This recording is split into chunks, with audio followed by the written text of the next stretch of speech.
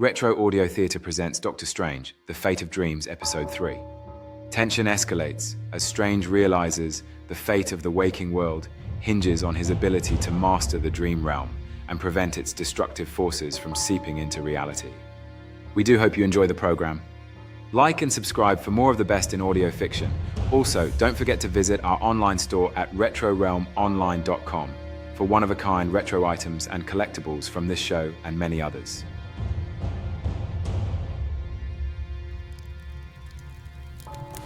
Stephen turned to examine the beauty lying beside him. The woman to his left had flowing blonde hair, creamy skin, and eyes as deep and blue as a mermaid lagoon. Her bee-stung lips flushed and gently parted. What's that? He hooked an arm around her shoulders. Her flesh was smooth beneath his fingertips. Oh, I forgot. It's a secret you like to keep from yourself. But I'm going to tell Stephen Strange. Gently, she took hold of his hand, slipping her fingers between his. She paused, frowning playfully, and looked pointedly at his wedding band. Stephen was startled, pulling his hand back. He couldn't remember when he'd put it on. More upsettingly, he couldn't remember when he'd taken it off. It was a magical ring, but only half complete. A single band that he and his wife wore simultaneously. You still call her that? Your wife? The blonde smiled mockingly as she walked her fingernails up his chest, and Stephen realized he was in bed with the sovereign of the realm of erotic dreams. Well, look who turned out to be an incurable romantic after all. He knew what she meant by after all. Romance had not been part of his life before his metamorphosis. He had neither the time nor patience for it. Shunning intimacy so effortlessly, he occasionally wondered whether he wasn't missing altogether the drive that should have pushed him toward it. Other people were messy. They needed things. They died. He wanted none of it. And if he were being honest with himself, that disconnect continued, albeit in a less egotistical way, after his transformation. There had been so much to learn, so much to let go of and experience and master. The Ancient One and Wong became his only true friends. He thought of everyone else as being either in need of his protection or his opposition. No one got close, not truly. At least, initially. At least until... Are you keeping count, Stephen? Erotica gestured out past the bed, where the room suddenly filled with beautiful women he knew, by some definition of the word. Occasionally, one would catch his eye and share a secret smile. There was Wanda again, Morgana, Linda, a student of magic whose name he couldn't remember. Well, more than a few students of magic whose names he couldn't remember. Because I feel like I missed some. Stephen started to sit up. Lovely to see you, as always, Erotica. But I'm here on business and I really must excuse myself. Stephen Strange! She took a playful swat at his shoulder. One might think you're more afraid of your good dreams than your bad ones.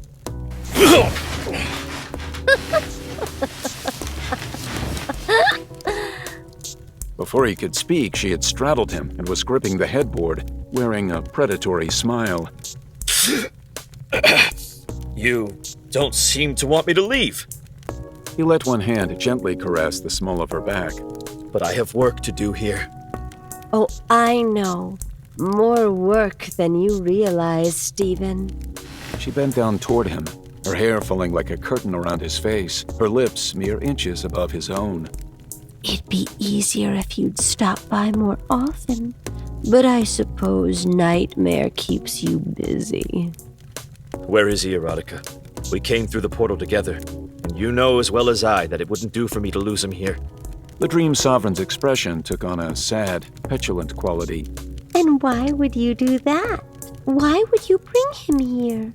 As pleased as I am to have you here physically, actually, in the flesh, I can't help wondering why you're so intent on destroying this part of yourself. Stephen put his hands on her upper arms and moved her carefully back. Destroying this... I don't know what you're talking about, Erotica, but I'm here to help.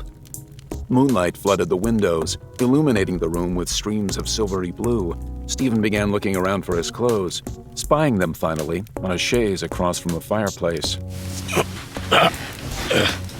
He tried to move Erotica off his lap, but she shifted her weight and pressed her mouth against his ear. Nightmare's here. You needn't worry over him. And you needn't worry over me either, because at the moment, he's too weak to hurt me. I would have sent him far away, but I assumed you had him with you for a reason. Nightmare's assisting me with the problem in the pathways. They're riddled with somnivores, as I'm sure you've noticed, and either indicative of or supporting a larger problem here in the dimension. Erotica gazed imploringly at Stephen. Of course I've noticed. Larger realms are swelling and consuming smaller ones whole.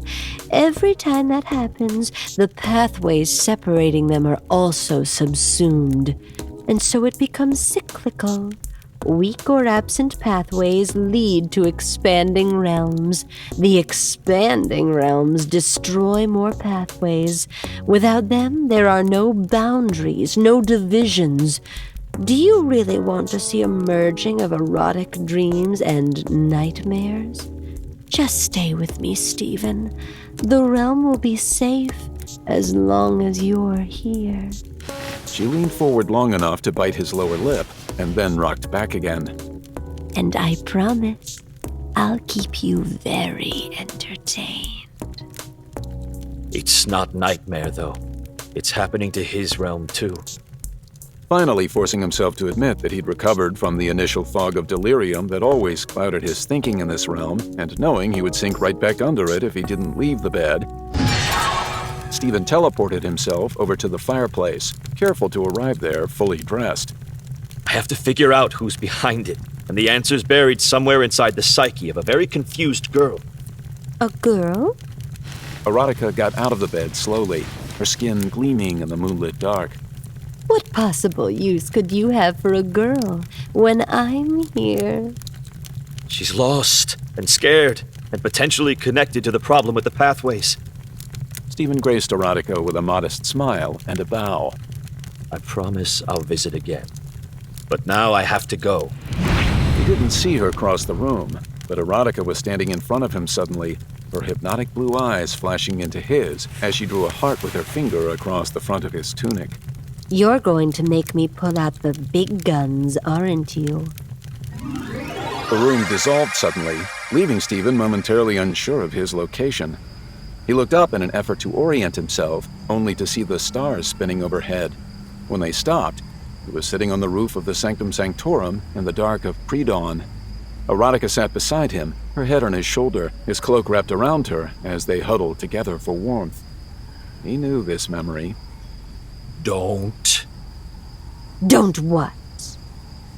Erotica's neck seemed to lengthen, and her curves became more voluptuous. Under the moonlight, her hair took on a silvery quality, shimmering soft white. Stephen's throat constricted.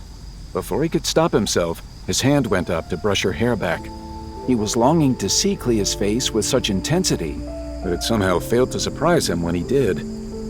She lifted her head to smile at him, her wide blue eyes full of wonder, and Stephen lost his breath. The expressive brow, the small upturned nose, the delicate lips, he knew them all so well. Don't look directly at it. Stephen heard himself say that from the distance of a great many years. It's bright enough to hurt your eyes. How old are you here? It was Erotica again, kneeling on the roof behind him, naked and apparently unseen by Clea. Stephen ignored her. The planet was rotating slowly toward the sun, and Clea had turned to witness her first sunrise on Earth with an awe as warm and wide as the star she was watching. Stephen couldn't take his eyes off her. Late 30s? Already 40? And you'd, honest to God, never been in love before. Clea grabbed his arm and squeezed it. Oh, Stephen, it does this every morning? It does. One of Clea's hands flew to her mouth then, her fingertips pressed against her lips as she continued watching the sun come up over New York City. After a moment, radiant in the first golden rays of daylight, She turned to Stephen and met his eyes. He knew it wasn't real, but he caught Clea's hand just the same, drawing it to his heart before reaching up with his free hand to pull her closer, tangling his fingers into her hair. As he locked his lips against hers, he was overawed by the scent of her skin, the taste of her mouth, as it opened to his. Just one kiss, just to remember. It had always been magical when they kissed.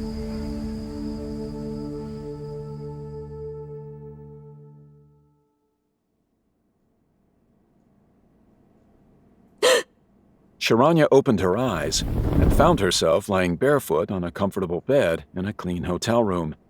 The sun outside the large windows was high and felt pleasantly warm on her face. Sitting up, she stretched and smiled, delighted by the peaceful stillness. Noticing a sliding glass door at the far end of the windows, she stood and padded over to it. The air outside was fresh and cool with just a hint of brine, and peeking over the narrow cement balcony, she saw that she was at least 20 floors above a tranquil ocean view. It reminded her of a photo she'd seen of a hotel in San Diego while researching a conference she had eventually decided she couldn't afford to attend. Had she gone after all, and somehow forgotten the plane ride? Considering how serene she felt, it was strangely difficult to think clearly. She heard the sound of a card key in the door. She stared in confusion at the man who walked in. He was undeniably handsome, tall and broad-shouldered with thick dark hair, intelligent brown eyes, and an endearingly lopsided smile. He was even Indian. Her mother would love him. Sharanya felt sure that she knew him and that he belonged there, but had no idea what his name was. So these are the only ones they had in your size. I tried to convince myself they were charcoal. He pulled a pair of black flip-flops out of the bag, still attached to one another by a plastic tag fastener, and grimaced apologetically. For a second, his confidence almost won her over. He was so sincere, intimate, even armed with an in-joke about how much she hated wearing black. Longing to touch him, she was suddenly aware of the laughing conversation she'd had with him before he'd run down to the lobby gift shop for her. She had sent him to fetch waterproof shoes so they could take a romantic stroll down the beach. The whole discussion played out as though it were happening right that second. She could see the lovemaking they were planning on engaging in later that evening, too. And she was still standing in the room, looking at him. Time was no longer even pretending to move linearly. Cheeks flushed, Sharanya let herself move closer. As he dangled the flip-flops from his right hand, she tentatively touched the sinewy muscles of his left forearm, melting when he smiled in response. Standing toe-to-toe with him, the chemistry was overwhelming. He was absolutely perfect. How was she not able to remember who he was? He dropped the shoes and slipped a large, warm hand behind her head, gently lifting her hair off the back of her neck as he pulled her closer. Sharanya closed her eyes and shivered with pleasure as he leaned in to kiss her. That's strange. She opened her eyes. He was peering over her shoulder at the open suitcase she'd left sitting out on the small metal luggage rack by the television. Did you pack a hunting knife? Sharanya did have a knife. No, she'd seen a knife. She'd seen a knife somewhere recently, but couldn't remember why the thought of it troubled her. Strange. A sense of urgency was building in her chest. She took a step back and away from him, feeling like she was missing something important. That is strange. That's strange, and I need to go. Shar, no. The conference doesn't even start until tomorrow morning. You don't have to go anywhere. With less alarm than the situation seemed to warrant, Sharanya realized she'd been completely mistaken. It was a woman in the room with her. She had the same shiny dark hair as the man, but much longer, and golden eyes that glittered with mischief when she pushed her sunglasses up to the top of her head. The chemistry was just as strong. The woman smiled, dimples softening an otherwise rakish grin, and once again Sharanya felt convinced she knew her, even without being able to remember how they'd come to be there. The woman kicked the thongs under the bed. You're right, though. These are hideous. So plain Jane. Go barefoot. I'll rub your feet when we get back. Unless you'd rather I rub them now. Oh, Sharanya was stuck on the phrase plain Jane, but felt her knees go weak as the woman playfully pushed her onto the bed before seating herself at the footboard. Come on, let me see those feet. Sharanya obeyed, languorously sliding her feet onto the woman's lap and closing her eyes. She was tingling with pleasure as the soft, sure hands worked their way from the arches of her feet up her calves. Someone sat down on the bed behind her and began to rub her shoulders. Ah, massages. It was the man who had purchased the shoes. Always the pathway to a woman's heart. Ugh! Sharanya jumped off the bed, but her would-be lover stared at her, apparently unconcerned with one another's presence in the room. No, I'm sorry. I have to go. I have to. Seriously? You doctors just absolutely can't do work-life balance, can you? Still seated on the bed, the man agreed. It's possible to have a relationship and a career, you know. You can even have more than one of both. But you have to be open to it. Sharanya blinked rapidly, stung. Maybe it was just because she hadn't met the right person yet. It annoyed her that some of her family had decided she was a lesbian the moment her 30th birthday had passed without an engagement. She liked women, it was true, but she also liked men. And yet, even with that seeming advantage when it came to dating, she was alone. And less unhappy about it than everyone else seemed to think she ought to be. There's no rush. I have a lot going on at work right now, and... I give up. The compartmentalization is insane. You're just as bad as Strange. Strange! Dr. Stephen Strange! With a rush of relief, Sharanya felt it all come back to her. The study, the attack, the sanctum, the journey to the dream dimension. Strange had warned her about the disorientation. She glanced nervously at a bedside clock, wondering how much time she'd wasted, but couldn't read it. You're both absolutely lovely. If either of you are real, please come find me when I'm, awake. After one last look at each of her suitors, she backed out of the room into the hotel hallway. Sharanya realized she didn't have a key. She didn't even have her shoes. The excitement of remembering what was happening died out as quickly as it had sparked. She looked up and down the long hallway in dismay, feeling increasingly panicked. The scrollwork on the patterned carpet runner undulating endlessly to either side of her. She had no idea how to find Dr. Strange. She went up and down the hall, listening at a few of the doors, but couldn't make out Strange's voice in the collection of passionate sounds that seemed to emanate from every one of them. Remembering the view from the balcony in her room, she began to despair. She wasn't even sure she could find that room again. The hotel was huge and filled with dreamers with whom she probably wasn't meant to interact. She could wander the halls forever, be forced to subsist on ice and vending machine snacks. And what if everything Strange had said about the dream dimension was true? What if it was at war or collapsing in on itself? How would she ever get out? The hallway light sputtered and then went out, plunging Sharanya into darkness. She spun, searching for the faint glow of an exit sign, and found her path blocked by a warm, solid form. Holding her breath, she moved to one side. It moved with her. Red eyes flashed in the dark. White fangs gleamed. The lights flickered and then came up again, revealing Nightmare in the middle of the hallway. Was it as good for you as it was for me? She had the disconcerting sensation of being both horrified to find herself alone with the demon and relieved to have located a member of her party. Nightmare appeared somewhat more energetic than he had in Strange's attic, though whether that was due to being back in the dream dimension or having just frightened her, Sharanya wasn't sure. Have you seen the doctor? Stephen's in here somewhere, most likely with the realm's sovereign, Erotica. She adores him. He went to the door closest to him and rattled the handle. It was clear he couldn't get in, and Sharanya wondered whether he'd been in the hall the whole time, unable to access any of the rooms. It's mystifying, I know, but she's somewhat less fond of me. That's good, right? He's enlisting her aid? If that's what they're calling it these days.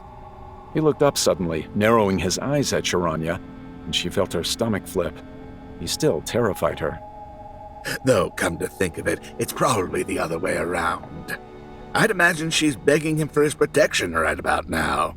Nightmare took a step closer to Sharanya.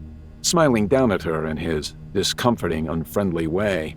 Quite the knight in shining armor, really, Stephen? You'd throw yourself at his feet in a frenzy of gratitude if you knew how many times he'd stood unyielding between you and unspeakable horrors. Day in and day out, the Sorcerer Supreme is the watcher on the wall, a single man tirelessly holding back the annihilation of everything you hold dear. And quite a dashing figure he cuts there, wouldn't you say, Sharanya? What with that jaunty facial hair and taut physique? Nightmare squinted at something over Sharanya's shoulder and then turned his attention back to her. She tried to locate what might have caught his eye, but saw nothing beyond the rows and rows of indistinguishable doors. You don't find him attractive? Have you been talking to my mother? Just imagine what he could do with all that magic in the bedroom. I don't understand. Is this leading up to you trying to scare me again? It's not a frightening thought, is it? Imagine it. Sharanya shrugged, but her mind was already running with the suggestion. Truthfully, it wasn't difficult to think of Strange amorously, but the demon had the important details all wrong. It wasn't the mustache or the physique. It was the intensity and the calm self-assurance. He seemed like a man who knew his place in the universe. And probably yours, too. And then there were his hands. Though it surprised her, Sharanya found the damage alluring. There was vulnerability in his scars that elicited a tender, sympathetic response from her. Whatever else he might be, those hands made him human. Just as her cheeks were beginning to color, Nightmare smirked with satisfaction and gestured to something behind her, a door to a roof-access stairwell. It had not been there seconds before, Sharanya was sure. She gaped at Nightmare, confused. You're a dreamer, and we're in the realm of erotic dreams. Do you still not understand? He pushed open the heavy metal door and gestured for her to go first.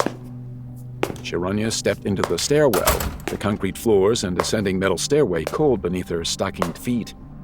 She glanced at Nightmare over her shoulder. Are you telling me I just conjured him? Nightmare began following her up to the roof. The Denak knows I wasn't going to do it.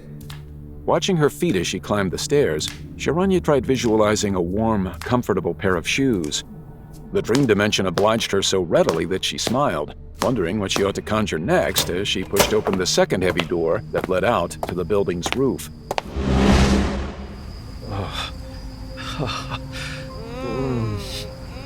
Sensation crashed through Stephen like whitewater rapids. For a full minute, he was lost in it. The exquisite shock of unguarded intimacy, the warmth of her soft body as she trembled in his arms. It was the first time they kissed. Or, Stephen supposed with growing anger, the second time they kissed for the first time. Because this wasn't really happening. It wasn't really Clea. He wasn't really sitting on the roof of the sanctum, and this wasn't really fair. He abruptly pulled away from Erotica. Two silhouetted figures made their way out onto the roof, one of them unmistakable even in the dark. Oh, a little role play. How delightful. Nightmare drew closer to the couple, stepping in front of Sharanya. And yet how sadly predictable, Stephen. You could have recreated that foursome. Oh, or remember that masked Halloween ball? But no, you spend an evening in the realm of erotic dreams chastely smooching your wife. Still cloaked in Clea's illusion, Erotica jumped up to glare at Nightmare. Stephen bristled as he got to his feet after her. Take that face off, immediately. Nightmare's presence amplified his urgency. Stephen had no intention of being subject to another bad dream about Clea's death. It was one of Nightmare's favorite scenarios with which to torture him. Erotica transformed back. Even a naked goddess was less distracting to him than the fully clothed Clea. Standing just behind Nightmare, Sharanya watched Erotica with fascination, before turning shining eyes on the Sorcerer Supreme. Stephen nodded to her, and she smiled back with what Stephen assumed to be relief. Come no farther. Facing Nightmare, Erotica flung out a hand, suspending the Fear Lord a few inches above the rooftop. I want him out of here! He is not welcome in this realm! Oh, Erotica, I'd watch their tone if I were you. Has any human ever visited here without dragging in a shadow of fear and shame behind them? Can you not smell the stench of mortality hanging over their frantic dreams of copulation? You don't exist without me, and it would be embarrassingly simple to sweep this realm up into mine. And yet that is so very much not why we're here. Stephen put himself between the two sovereigns as he gently but firmly pushed down Erotica's arm. Nightmare descended to the roof, Erotica glaring at him wildly over Stephen's shoulder, flashing her teeth in the dark. Ah! You're weak! She tried to surge toward her enemy as Strange held her physically in check. It was dangerous to touch her. He could feel her warmth seeping through him, banishing the fear and darkness that emanated from Nightmare like a scent. Look how weak you are. You think you could subsume me just by destroying the pathways between our realms? You think death eclipses life? She stopped struggling, and Stephen let go of her, watching as she calmed herself. What makes you so sure that your realm isn't dependent on mine? Nightmare only smiled menacingly in response, giving Stephen another chance to interrupt their argument. We have to leave now. You can pick this up some other time. Leave? Just send him away! I already told you I need you here to protect the realm with me. Stephen gently but firmly pulled his arm away from her and moved to stand between Nightmare and Sharanya. You'll be all right. Just continue to keep the realm sealed off. Pull as far back from the pathways as you can until I restore them. And what if you can't restore them? Stephen was already striding toward the door that led back down into the building. I find it best serves my purpose to assume success. He had just pulled open the entrance to the stairwell when the handle flew out of his hand and the heavy metal door swung itself shut. Strange turned back to Erotica with a challenging stare. Clear dreams. Stay, and I'll bring her to you. Stephen felt himself start to lose his temper, which was not something he often did. Keeping it in check, he walked slowly back to Erotica, feeling Sharanya's and Nightmare's eyes on him as he passed them. Erotica, I cannot protect your realm without protecting the dimension as a whole. Until I can reverse the pathway erosion, there isn't anything I can do, from here or any other dream realm, to influence what does or does not survive. You explained that to me yourself just moments ago. You protect Earth, sometimes at the expense of other neighboring dimensions. Stephen heard the accusation in her words, but he wasn't in the mood for a philosophical debate. Erotica wasn't entirely wrong. There was a hierarchy at play in his defense of sentient life, but there was no reasonable compromise here. He couldn't focus on protecting a small enclave when he was capable of saving the larger system. If you don't let us go, I'm going to have to create my own exit. And that has the potential of doing immediate and serious damage to your realm. Why not just flatten it now, Stephen? Perhaps it could create a kind of fire break between some of the more important realms in the pathways. I mean, really, what's here that's so important?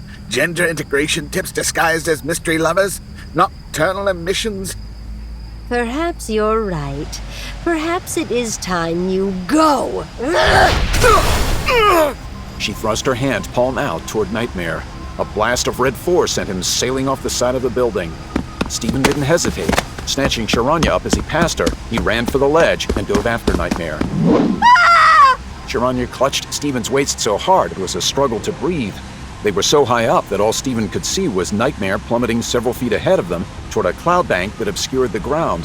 Wind rushed past his face, and Stephen had to concentrate to keep the cloak of levitation from slowing his descent. With one arm around Sharanya, who had closed her eyes and buried her face against his chest, he freed his other hand to reach out toward Nightmare, catching him finally in a band of light. Only then did Stephen allow the cloak to billow out around him and reduce the speed of their fall. Stephen fought to reorient himself as they broke through the cloud bank, but another layer of clouds blocked the ground. He waited until they plummeted down through that one, and a third appeared. They were caught in a loop, plunging through the same altocumulus stratiformis again and again.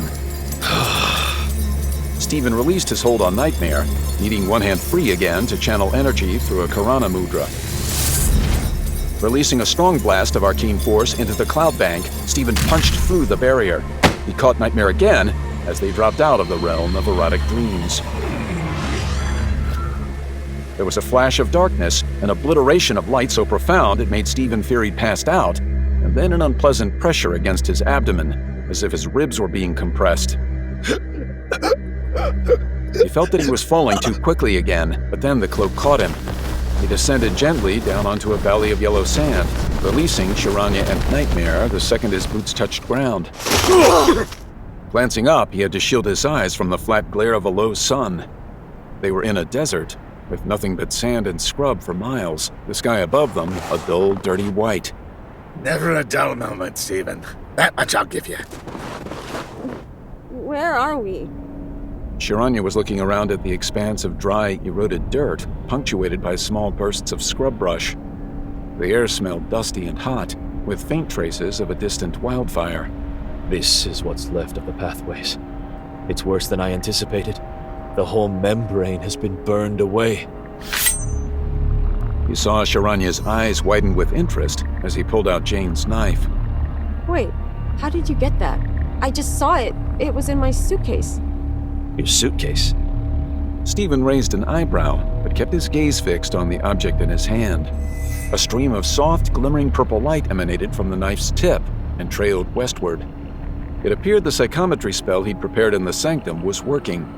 Presumably, the light trail would lead him to Jane. You don't have anything with you. Technically, you're not physically here, remember? You're just a dreamer. Of course. The weirdness of dreams. That must have been my unconscious trying to give me clues. This place is going to take some getting used to. Don't get too comfortable. This place may not be here much longer. Can you fix it? Not easily. The pathways grew slowly and were made up of organic material from throughout the realms. I could probably come up with a healing spell of some kind to help them spontaneously reconstruct, but it would need to be anchored in a talisman. Something with a strong connection to this dimension. The damage here is going to take a very specific type of energy to repair. Looking at the knife again, Stephen began tracking the pale trail of light across the wilderness, trusting the others to follow. Sharanya, he knew, would want to stay close to him, and even if Nightmare decided to try to make a break for it, there didn't seem to be anywhere for him to go. May I ask you a question?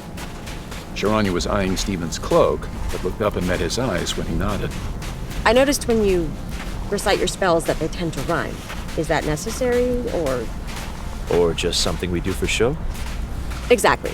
It's just that it seems a little, I don't know, theatrical? Theatrical, yes, that's correct. The magical arts have a long literary tradition. Words are powerful. So powerful, in fact, that when we first started writing them down, we spelled them. Spells have to be crafted, and using rhyming or alliteration is one way of channeling power and intent through them. It can also make them easier to memorize. Sharanya opened her mouth to reply, but stopped. Stephen spun and saw a giant fissure splitting the earth behind them. It started somewhere past the horizon line and was approaching them with apparent purpose and tremendous speed.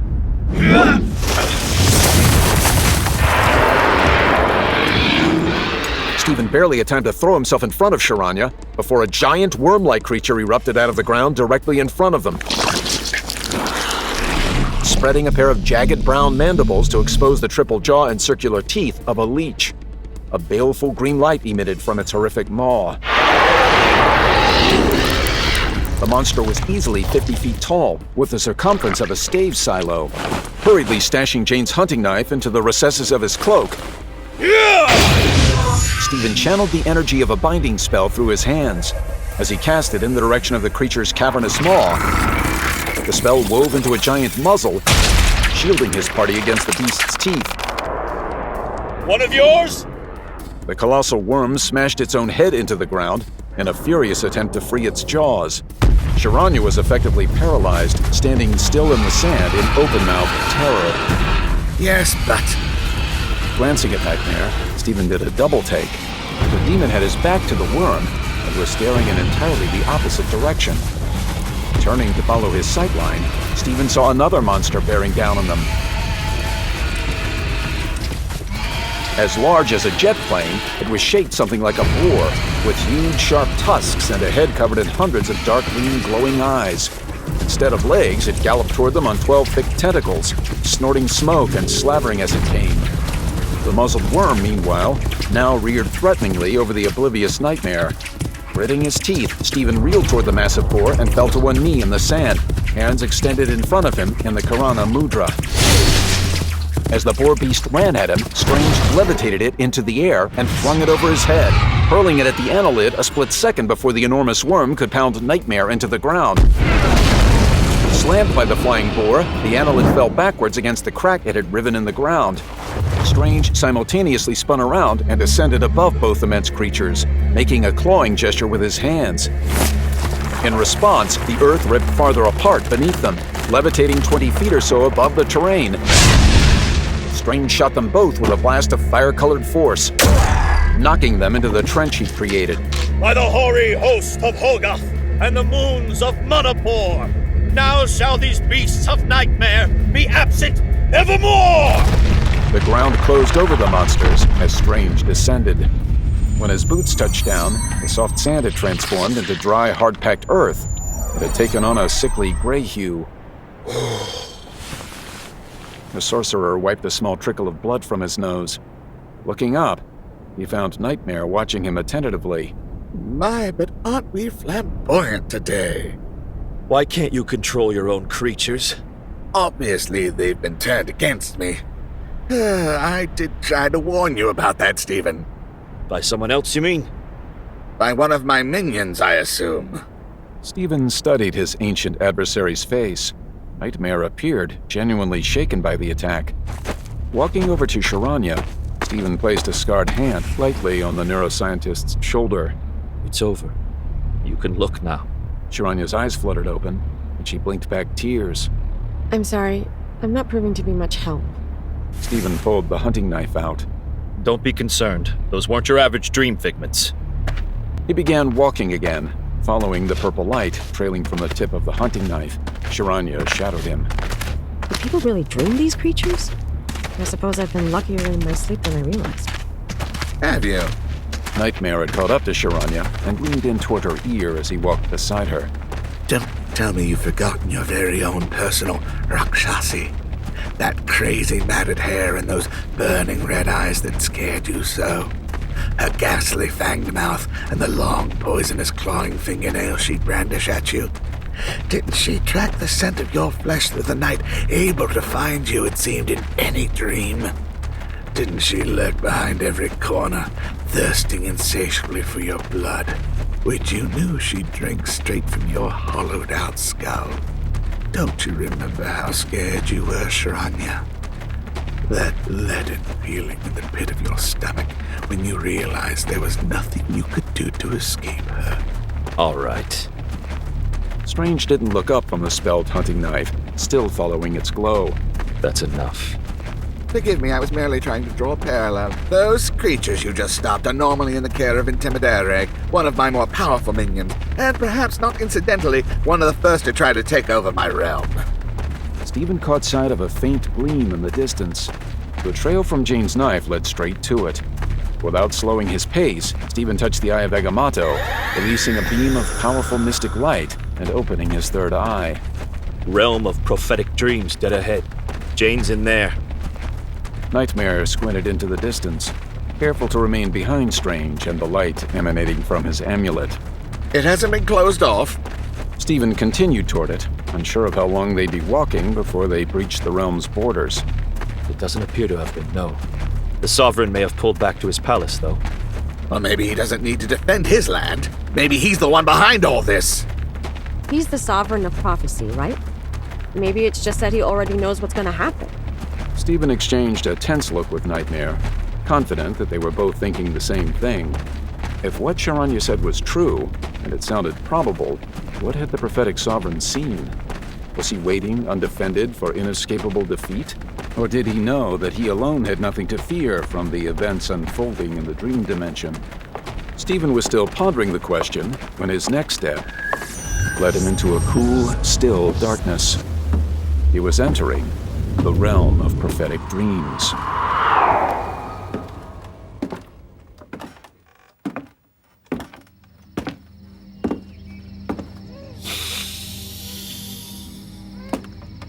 Stephen was surprised by how hard the smell of his mother's pine farmhouse table hit him. Along with cow manure and the lake, it was probably the dominant smell of his childhood. How many hours had he spent sitting at it? reading tattered books he'd borrowed from his one-room schoolhouse. Growing up in Lincoln's Hamilton County, he had spent solidly 3/4 of the day out of doors, doing chores, exploring, or after the drought ended, swimming in the lake that touched his family property. But there was something about the illusion of security in the dining room that had appealed to him, even when food had been scarce. With his chair scooted in as far as it would go and his back to the dusty windows, the table served as a physical boundary between him and the rest of the family. It was a place where he could be separate from the flow of the household while still a witness to it. Sheltered, but also vigilant. Though Eugene Strange, who had passed through the room in sullen silence, Stephen's mother, Beverly, spoke constantly. Her chattering voice was as firmly affixed in his memory as her face. She talked about Jesus, whom it was clear to Stephen she loved more than either him or his father. She talked about other relatives, particularly her older sister, and she talked about Dr. Boynton, especially after Stephen's young brother Victor was born. Victor had been a colicky baby, and Dr. Boynton's advice was solicited frequently. You wouldn't think it would work so well, just a warm water bottle on his tummy, but I did exactly what Dr. Boynton said. Beverly was talking about the doctor now as she paced with the baby over one shoulder. Stephen was the eldest of 3, his brother Victor nearly 9 years his junior. His sister Donna came between them, 2 years younger than Stephen and 6.5 years older than Victor. Stephen couldn't quite make out the pages of the book he was reading, but had the sense of being deeply absorbed in it nonetheless. Though it created conflict with his father, who believed that his eldest son needed to spend more time with the inerrant Word of God, Stephen had taken pleasure in reading anything that wasn't the King James Bible. I tried to give him something, I did, but he said there weren't no charge for advice and none for babies neither. That man is a saint, pure and true. He has saved us I don't know how many times. This is when you decided to become a doctor. Stephen suddenly remembered that he was no longer a 9-year-old boy.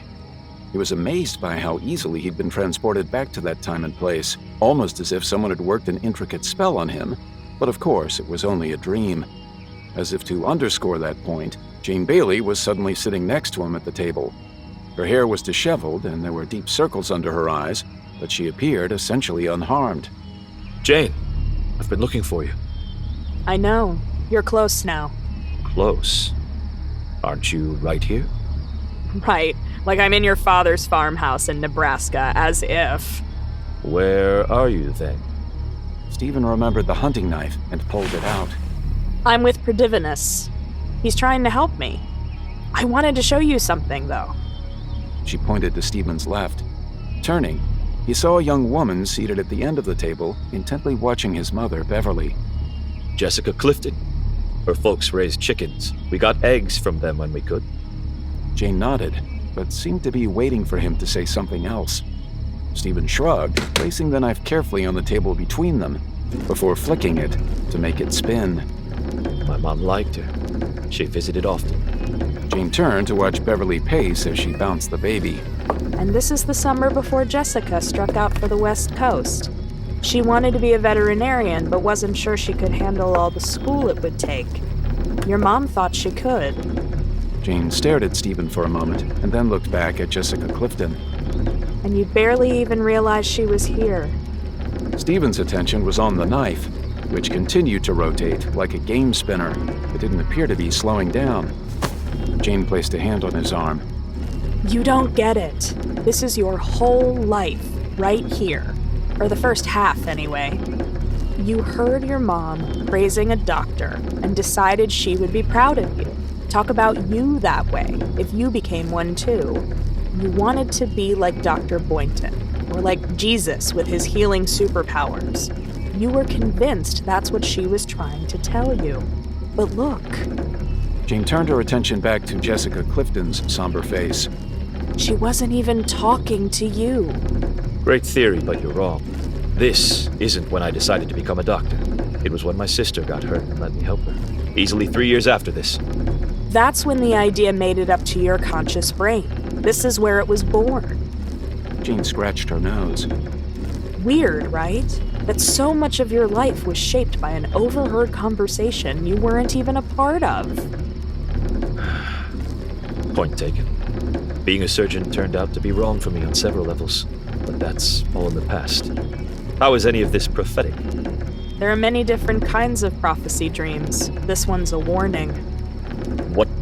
Stephen was about to ask what it was a warning about, but Jane vanished just as quickly as she had appeared. Or rather, she simply wasn't there anymore. And of course never had been, because, as she'd noted, what would Jane Bailey be doing in Jean Strange's dining room in Nebraska? Stephen stood up quickly, but saw no hint of her presence. The knife continued to spin. Was the realm of prophecy immune to psychometry, or was the spinning an indication that he was actually in close proximity to Jane? Deciding he might have better luck outside, he snatched the knife up and kept his eyes averted from the dream image of his mother and baby brother as he headed for the kitchen door. Stephen hadn't seen the farm in decades. He'd sold the property to a divorced single mother from his hometown years ago. Though his childhood had not been an entirely unhappy one, it had been difficult. Stephen was convinced, however, that he had escaped the destiny it would have prescribed. Stopping just inside the screen door that led from the kitchen out toward the barn, he considered the assumption. The work ethic, the connection to the land, the supposition that social interaction should be framed in civility. That was pretty much all he had left of Nebraska. The rest he'd either deliberately eradicated from his life, his Midwestern accent, his reflexive closed-mindedness, his father's religion, or lost. Of the losses, it was the people that had hit him hardest. He'd lost his sister, mother, father, and brother in rapid succession over a 7-year period, starting with Donna's death on his 19th birthday. His brother's death was last, and less than 10 years later came the car crash that nearly ended Stephen's own life. Now, as the Earth's Sorcerer Supreme, he regularly battled interdimensional villains and the darkest forces of the occult, risking his life multiple times a day. What could a dream about his mother's influence on his initial choice of career possibly be warning him about? Stephen stepped onto an ice floe on one of Saturn's rings.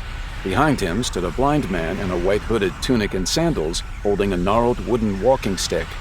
They both had their backs to the planet, staring out into the galaxy. Earth was a tiny dot in the distance. Stephen turned and offered the man a hand. Dr. Strange, Sorcerer Supreme. You must be Perdivinus. I'm sorry we haven't met before. I get most of my prophetic visions from Agamotto. Oh, but we have. The man reached out to take the hand Stephen had offered, but instead of shaking it, turned its palm up in his own and ran his fingertips across the surgical scars. His hands were warm and dry, with skin made papery thin by age. Met, that is. I've known you since you were a child. And I suppose I've been ignoring your warnings for just as long. Stephen meant it as a joke, but immediately recognized that it was probably true. He'd never paid much attention to his dreams, not even after learning their true point of origin. In any case, you'll have to excuse me again. I'm trying to locate a young woman. Jane, yes. Perdivinus let go of Stephen's hand and gestured toward a door that appeared before them, set against space. She's right through there. Thank you. Stephen took a step toward the door, but was stopped by Perdivinus' stick, which the old man brought down suddenly just in front of his knees. You're not prepared. Prepared? Stephen wondered whether it was a bad sign about the way he spent his days, that he immediately thought of 4 different spells he could use to get past the old man. A blind old man who represented prophecy and knowledge, no less. Stephen tried to make himself still, to listen and be open. To pay the price. You've been talking to my friend Monaco, haven't you? Believe me, I've heard the lectures. Magic has a price, a life for a life. The universe must remain in balance. The bill is coming due. I promise you. I understand my job and will do what must be done. Will you? The ice beneath Stephen's boots transformed into a rocky field of dark, springy grass in a valley covered by fog. He took a step forward and found himself at a stone altar, upon which lay a lamb. He recoiled, surprised. You have a reputation for being cryptic, Perdivinus. But at the moment, I'm not seeing it. This is worse than Monaco drowning his rabbits.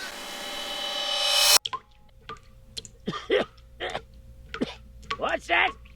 Stephen found himself on his knees on the black and white tiled floor of a bathroom he didn't recognize, holding a struggling white rabbit over a full bathtub.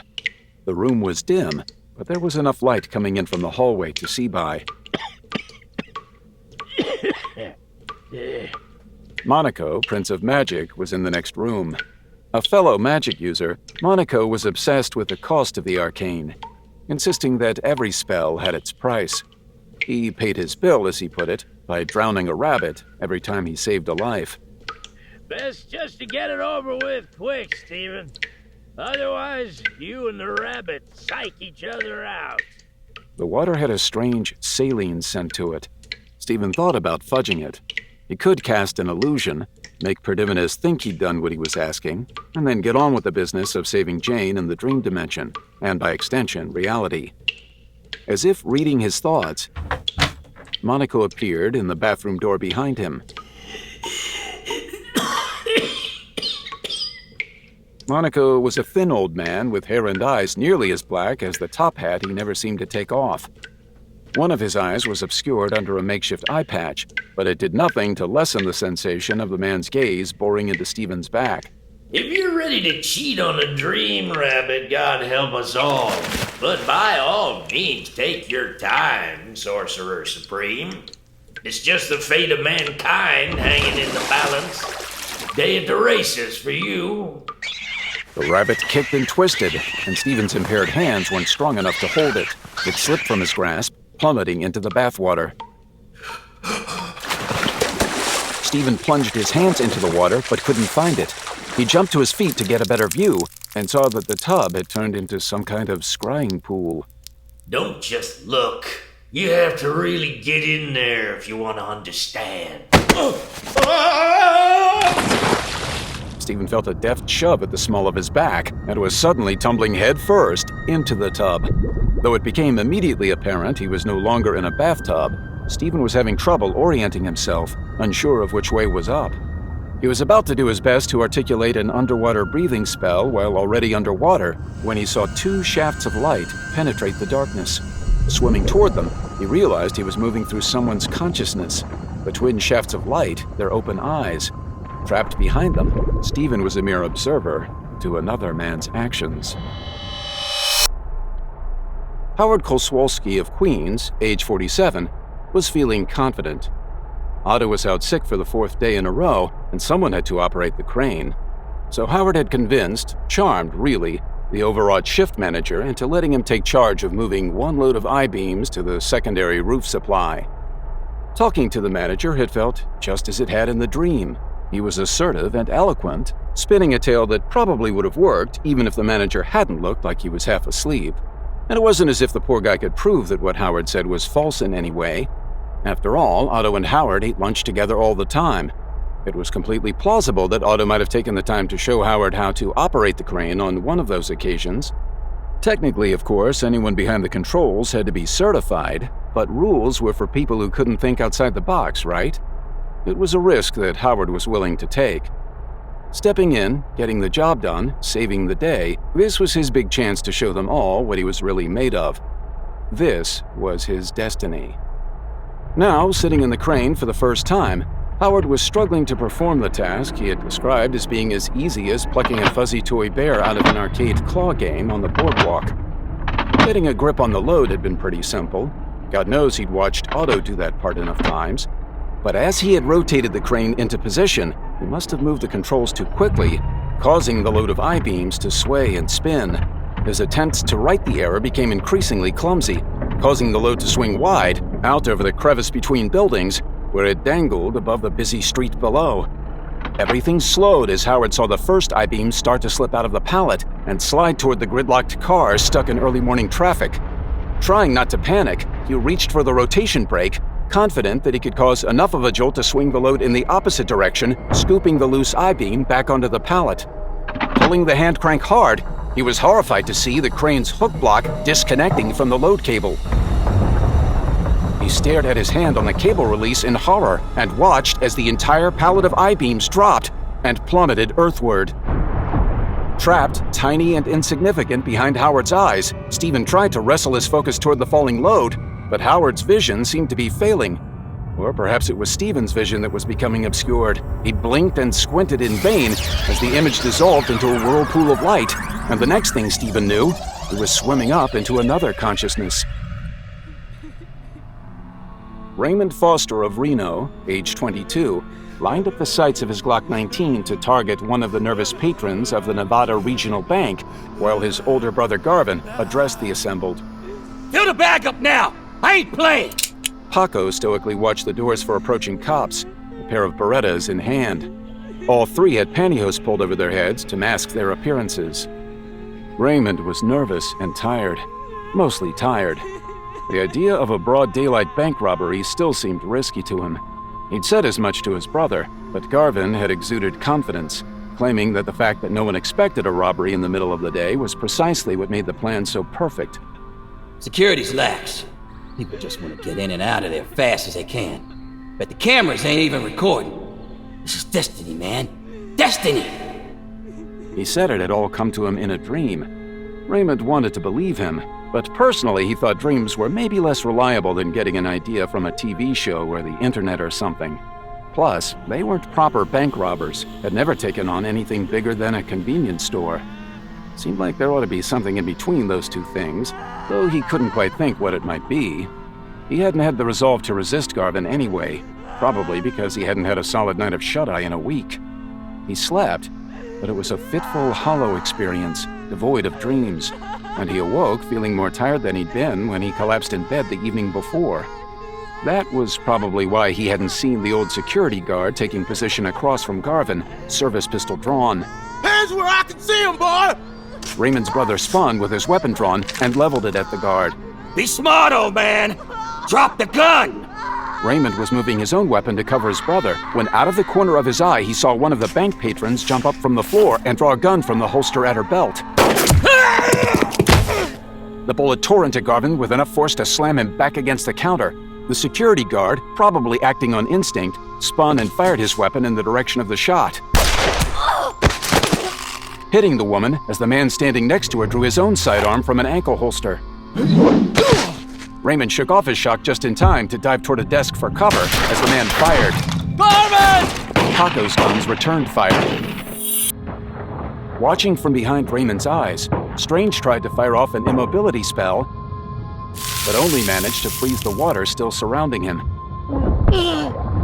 He pounded against the ice in frustration, and to his surprise, it cracked in front of him and fell away to reveal a monitor view of Earth. Imperator Kit Devarn, commander of the dreadnought Kaldaharn, age 122, surveyed the blue-green planet on the main monitor, still surprised his orders had led him to such a backwater galaxy. It was a small planet to require the might of the entire armada, but word had come down from high command, and it no longer seemed prudent to disobey. Gone were the days when each Imperator ruled as he saw fit. Now, even questioning an Imperial command could be a death sentence. As much as he valued his independence, it wasn't worth losing his life over, so he was resolved to follow his orders first and his conscience second. Rumors abounded concerning the Emperor's new astrologer, some sort of dream interpreter, or so Kit Devarn had heard, and apparently now his chief advisor. It sounded as if the Empire had become obsessed with his place in history. All his speeches were suddenly about his destiny, and the destiny of the Empire as a whole. It all sounded a little over the top to Kit Devarn, but all he knew for sure were his orders and how desperately he needed his job. If the Emperor needed to destroy other planets to feel important, Kit Devarn was in no position to argue. He reviewed the planet's entry in the library computer as he sipped a cup of hot sporma. The planet was resource-rich and had at least one major life form that could easily be adapted for slave labor, potentially dozens. With all the possibilities evident from even such a cursory search, it seemed a waste to just destroy it. We are in position, Commander. A quick check on the monitors confirmed that the Armada was in attack formation. Send word to the fleet. Ready the Inviators. Relaying orders, Imperator. Kit Devarn double-checked his orders and squared his shoulders. Relay decimation code and fire at will. Strange's consciousness pulled back from the massive vessel and saw hundreds like it spread out in orbit around his home world. Huge cannons on each of the ships glowed hot before spewing forth beams of red energy that slammed into the Earth's surface.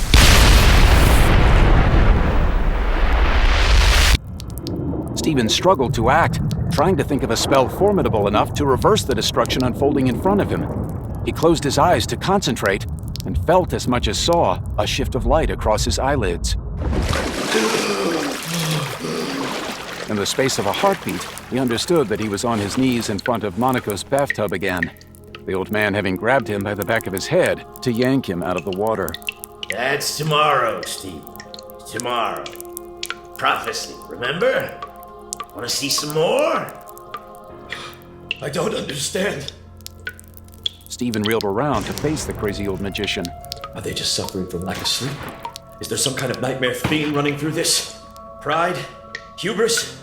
Ah, they're infected, you damn quack. What kind of doctor are you? You can't see that? Stephen looked back. The tub once again, a scrying pool filled with the images of the people and beings whose realities he'd inhabited. Monaco was right. All of their auras glowed with a dark green stain, a black speckled golden glint around the edges. Infected? By a dream? By a prophecy dream? There are different kinds of prophecy dreams. This one's a warning. The old magician had moved to the side of the tub, which had begun to overflow with blood, and carefully rolled up one sleeve. As the tub roiled, blood splashed over the side, soaking his shoes. He bent over sideways to reach into the churning liquid, finally straightening as he yanked out the rabbit's unmoving, blood-soaked form. Want to try that again? He tossed the dripping animal to Stephen, who caught it, horrified to see its eyes moving in its small, wet head. If you don't do it with intention, it doesn't count. Best remember that. Stephen felt himself losing control. What the hell did lambs and rabbits have to do with saving the dream dimension? He thrust the animal back at Monaco. You think I can't do what has to be done? Demons of Denak, Monaco! Do you have any idea what kind of madness I deal with daily? The magical attacks from the farthest corners of the netherworld? The full-scale invasions from dimensions that, thanks to my efforts, you still don't know exist? Why, the sheer volume of psychic corruption alone! Stephen stopped, realizing he was unaccompanied. He was standing in the middle of a field in Nebraska, and everything was dead. Not a bird gliding in the sky, not a car moving on the highway, not a single insect buzzing. Every blade of grass, yellow and withered. It reminded him of the dust storms of his early childhood, only worse. The silence made his chest hurt. He turned to see the lamb standing uneasily on the ground beside him, its small white head bent to sniff at the dead grass. Stephen winced as it looked up at him with black button eyes. It took a small step toward him. Stephen stepped back and lost his footing, slipping down the slanted, desiccated bank of a waterless lake. He lay on his back on the dried, cracked lake bed for a moment.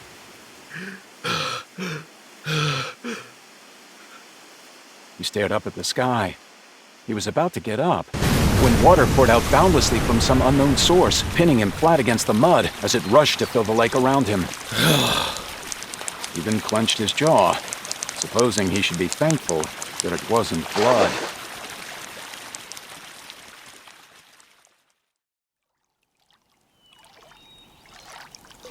When the shadow fell across her, Jane was floating near the edge of a lake, fully clothed, staring up at the sky with wide, fixed eyes. She stood up on a weed bed in the hip-deep water and shielded her eyes from the glare of the sun. The creature that stood considering her was tall, with a pointy, pale face, spiky black hair, and strange, glowing eyes. He was dressed all in green and looked as out of place in the woodland clearing as she felt. I like your cape. Nightmare glanced behind him at the dark, frayed hem of his mantle before resuming his scan of the horizon. He seemed to be searching for something, or someone. You must be Jane. Please don't go anywhere. He caught himself and sneered, as if a word had just died a fetid death on his tongue. There's someone looking for you. I don't suppose you've seen him. One of your species. Big red cloak, mustachioed frown, total stick in the mud, absolutely no sense of humor. You mean the sorcerer? Yes, that's the one. He turned his attention to the water with a suspicious glare. What are you doing out there? I don't have to come out and get you, do I? Jane looked around at the water. I'm not entirely sure. Didn't they say if you could float, you were a witch? You're not a witch, Jane. Witches have made a choice to enter into a pact with an external source of power. You're just unlucky. Jane was struck by the pronouncement, her gaze dropping as her mouth contorted into something like a pout. As she thought about it, though, she began to appreciate the truth of his words. Unlucky. What are you? I'm Nightmare. Jane nodded, her attention wandering to a large red dragonfly that alit on a bulrush blade to her left. I guess you saw it too, then. Nightmare stepped closer to the water's edge. Saw what? The dragonfly flew up over the water. Jane followed its progress and then shook her head. You're right. It doesn't matter. Nightmare didn't appear to be sure what he was right about, but watched as she grabbed both sides of the fur-lined hood of her anorak. Squeezing her eyes tightly shut and pressing her lips together, she pulled it up quickly, and a torrent of water poured out over her head. She kept her eyes closed as the water ran down her face, and then slowly opened one eye to peek out at him. Nightmare's head tilted to one side in utter bewilderment, his eyes wide. Jane opened her other eye and smiled shyly. One side of the demon's mouth slid up uncertainly, his expression otherwise unchanged. Jane slogged out of the water to join him on the bank. Whoa! Oh! When she slipped in the mud before reaching his side, Nightmare held out a hand to steady her, which she accepted. The skin was cool and clammy. The moment she was safely on the bank, he let her hand go, and Jane guessed that he wasn't used to touching people. She shoved her wet bangs off her forehead. Did the world end yet? It's really hard to tell in here. Nightmare scrutinized her for a moment, and then shifted his jaw as he looked away to survey the clearing. No, not yet. Is that what Predivinus has been showing you, Jane? The end of the world? Guess. She shrugged off her coat and began to wring it out. Ugh. The end of mine, anyway. But I don't actually think that's her plan. Nightmare watched her struggle with the waterlogged anorak for a moment. Then, seemingly on an impulse, he waved his hand across it. Whose plan? Jane was surprised to find her coat suddenly dry. Then, increasingly used to an utter lack of continuity in her experience of time, she pulled it back on with a shrug. Do you like graves? I do, actually. Me too. Come on. She grabbed Nightmare's hand in her own and started tugging him away from the lake. They climbed a small hill covered in tall green weeds and knee-high black-eyed Susans toward a modest but large farmstead. Jane scrambled over a length of wooden fencing, waited for Nightmare to follow suit, and then led him back behind a barn where a neat row of graves had been dug in the shade of the building. They were all marked with simple wooden crosses onto which names had been burnt. Eugene Strange, Beverly Strange, Donna Strange, Victor Strange. Jane crouched down and touched the cool dirt of Donna Strange's grave. It looks so peaceful. Not for Stephen, and I assure you the real graves aren't this close to the farmstead. Perhaps this has prophetic meaning for him somehow. Is this a prophecy, then? Or are all these people already dead? They're already dead. Have been for quite some time. He pointed to the grave of Victor Strange and smiled ominously. That one died twice. Like he was a vampire or something? That's correct. Yes. Jane looked up at him, her eyes wide and sad. We aren't yet, right? Vampires? Dead. Jane, dear, the dead don't dream. This is a dream, then? Not precisely, but I assumed you thought it was. I guess that was why you didn't seem to be afraid of me. He offered her a hand, and she took it, letting him help her back up to her feet. I don't need to be afraid of you. Nightmare cocked his head to one side and began following her as she started back toward the lake. You don't believe me capable of harming you? Jane glanced at him over her shoulder as she continued walking. Oh, I'm sure you could. It just doesn't matter. It doesn't matter if you get hurt. She turned around, walking backwards, her arms spread wide. Not really, because of how unlucky I am. I didn't think of this until you said it, but it's almost like a superpower. She dropped her arms back to her sides and turned around to face the lake again, her back straight and her head high. You don't really have to be afraid of anything when you're gonna die. Dead trumps hurt every time. I think you're the first person in 3 or 4 centuries who hasn't been afraid of me. Jane looked up at the trees as she answered him, her hands in her pockets. It's nice to have a friend, isn't it? She snuck another glance at him and crinkled her nose in pleasure. The demon had folded his arms across his chest and was tapping one long finger against his chin as he walked, apparently giving her question careful consideration.